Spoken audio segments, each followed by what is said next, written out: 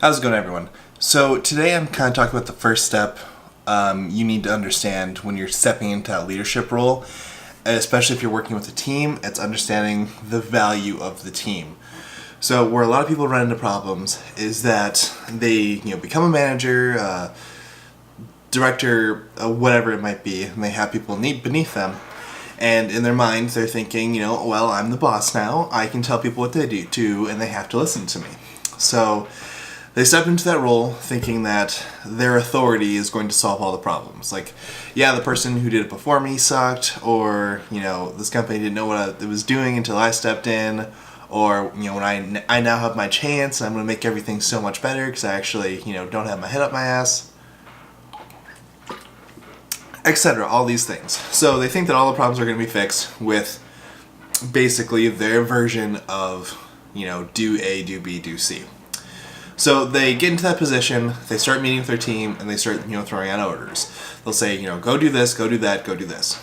Now, while it is a leader's job to kind of guide and give people a general sense of direction so they don't feel lost and they understand, what their responsibilities are, how they're contributing to the team, and things like that, you're not there to bark orders at people. Like, no one responds well to that. Like, if people just naturally don't like to be told what to do.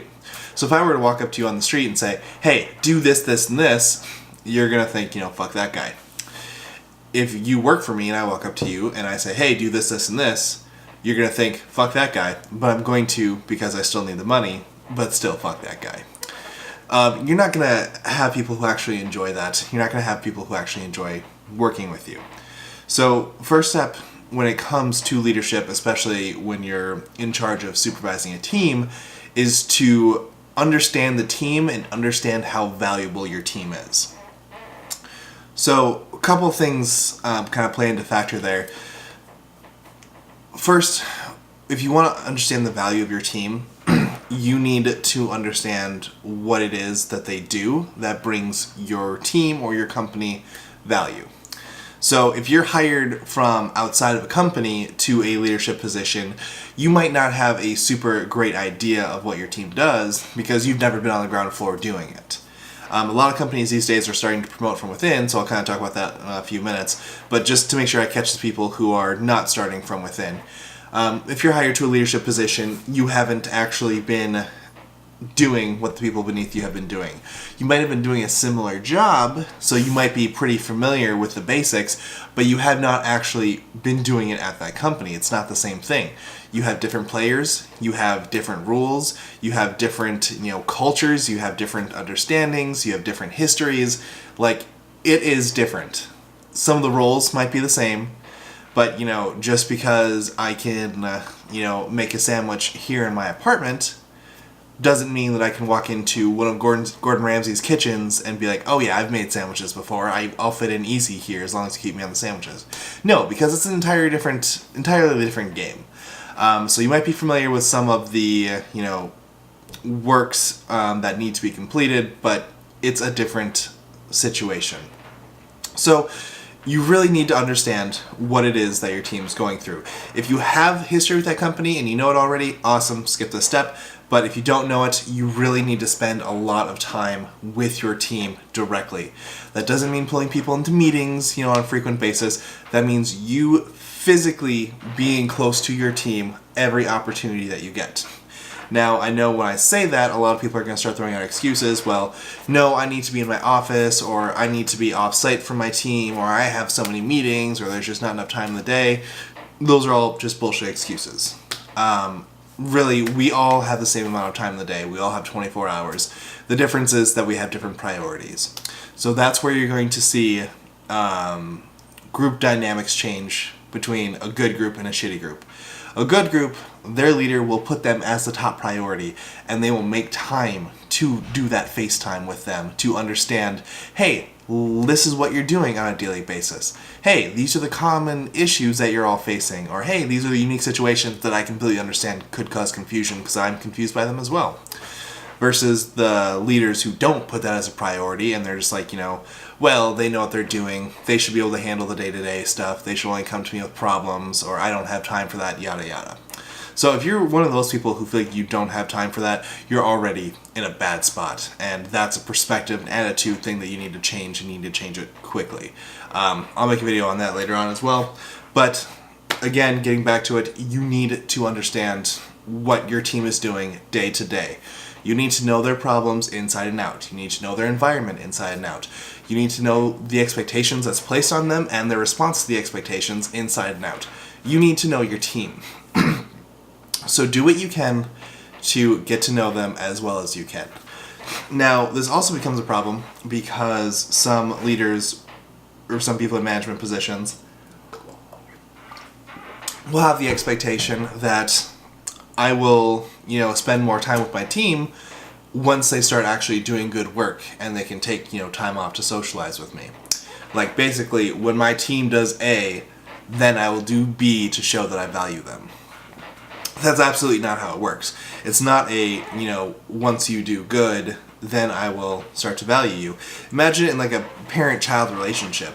The parents don't say, hey, once you get A's in school and, you make the varsity team and you get do this other stuff, that's when I'll start to love you and care about you. Like, if that is what your relationship is with your kid, that kid is screwed. Because, they're not going to feel safe, they're not going to feel supported, they're going to do significantly worse.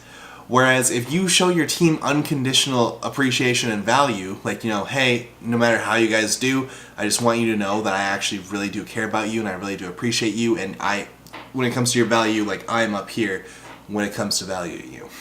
That gives them that sense of appreciation, that gives them a sense of safety, that gives them essentially the foundation that they need to do excellent work.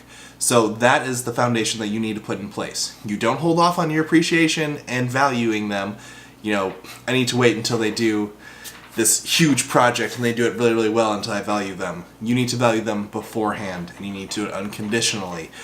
That is when they have the potential to do this huge project, and they can do it to a fantastic extent. So, know what your team's day in and day out looks like. Essentially, you need to become an expert on your team, because once you know what they are going through every single day, that is when you can start to value them. That is when you understand what they are going through. That is when you understand how they feel. That is when you understand the pressures and the expectations and the fact that they're facing all that and they still choose to come to work every day. You understand that, okay, this project in the past has put a real strain on your family relationships, and I appreciate that you still work on it. Or this problem in the past has really spiked up your anxiety and has super screwed up your sleeping pattern, and I appreciate that you still want to work on it.